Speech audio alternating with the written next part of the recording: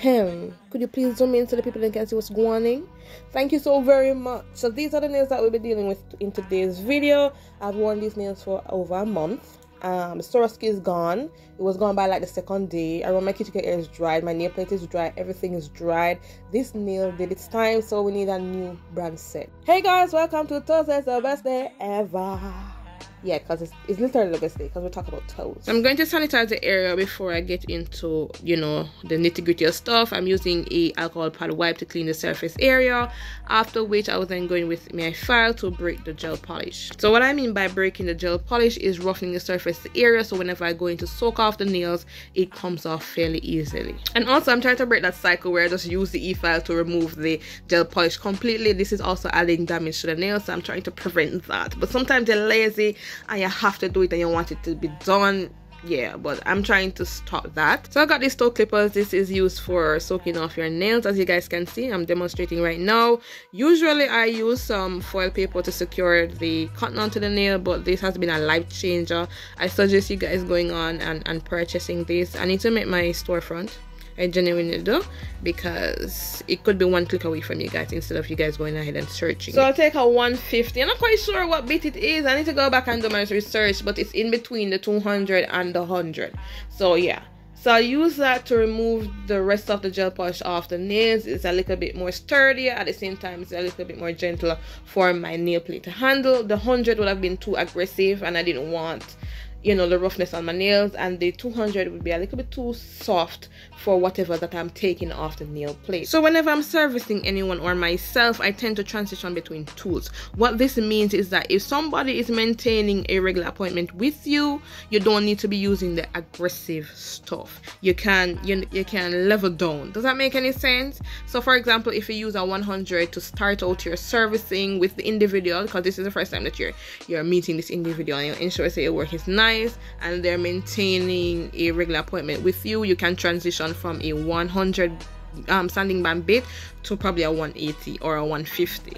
You know, you continually go down because you're maintaining it. So if them take a long time, you then go back up. So you use your discretion whenever you're servicing somebody. I don't know if I'm making sense, but let me know. The next step I will take is to use my cuticle bit and go around the nail plate, ensuring that I remove any built up on the nails. I usually don't have much, but I still do it just to ensure that it's clean and refined. So the next step I will take is to go in with the other side of my cuticle pusher to dig out whatever underneath the nails. Usually whenever your client comes in and you're complaining about the toes just being uncomfortable, this is one of the factors that stuff are underneath the nails. So ensure that you don't skip out the step, clean underneath the nails. Problem area is usually the big toe for some strange reason. I never had that issue on none of the other toes, but the big toes, I'll then go ahead and push back the cuticles. I tend to skip out this part, especially as I said, because I do it fairly often. I don't need to be pushing back my cuticles so much, and then again using the cuticle bit did the job, so I don't need to be using my pusher to push it back. But at the end of the day, it still gives me a little bit more room to work with. So here's the other toe and me just cleaning it out. But the reason why I'm showing you this, because this was a toe that I created the creator in. If you guys don't know about that video, I'll link it in the iCards below, up above, so you can go check it out. I created a creator in this toe and it has finally grown out. I'm happy about that. That was exciting. That was very exciting. To conclude the prep stage, we're going to go ahead and clip the nails. We're going to file them down. We're going to smooth out the nail plate with a sanding band. I'll be using the same one to smooth out the entirety of the nail. Ensure that it was very light and smooth on the nail. Separate my toes, and then I'll go ahead with my primer. I usually coat my nails twice, just a force of habit. It's not optional at all. And then I'll go ahead and base coat my nails.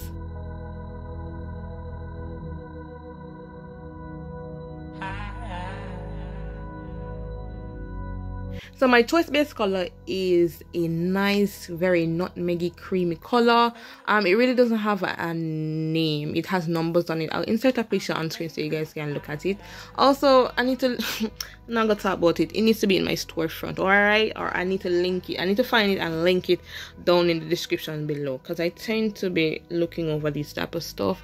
But it was a very beautiful color. I did one coating, one nice thin coating, because it has a tendency of bubbling up after curing, so you want to ensure that you do a nice thin coating.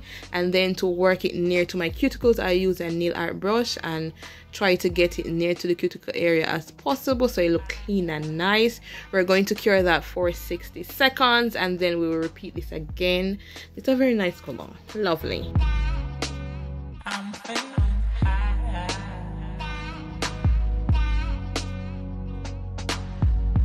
So for design, I'm going to still use the inspiration of a V-cut French. So one side going to have snake print, and the next one is going to have a regular triangle or regular V-cut French, but without it being shaded in.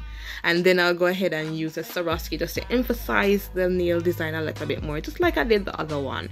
I'm not quite sure if I like the design, but at the end of the day, I didn't want to remove it, so I left it as how it is. A few persons have complimented me on it, so I shall stick it through. So the transfer gel that I was using wasn't it. It was not it. It was doing a lot. It wasn't like when I paste it down and I rip it off, everything would have came off. I had to do it multiple times to get the results. I need to source some actual, you know, transfer gel, because this ain't it. This, I thought I disposed of one, and then I thought that this one was good, and this is obviously not it. So I need to go source it. So after I was done with the foil, I will then go ahead and clean that area up with some acetone, and then I'll go in with some purple. The purple wasn't doing it for me. I don't know what was going on today. That day when I was doing the design, it was just not it. I was expecting a more dark, like darker purple, but I couldn't find it, and I didn't want to, you know, change the design. I was too lazy at this point because I was done. You know, when I was done with you're done with a service. Yeah, I was done with it, so I just left it as how it is.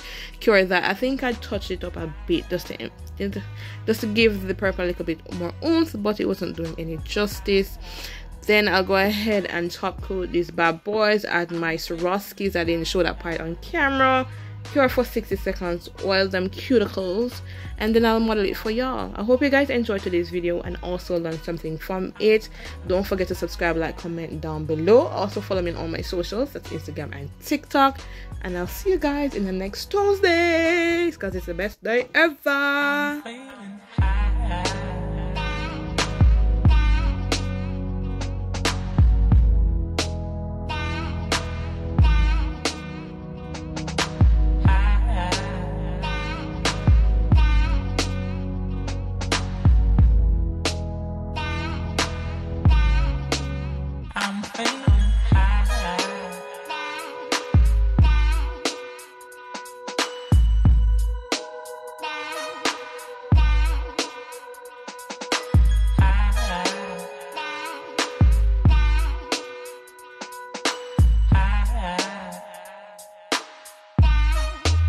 I'm feeling high.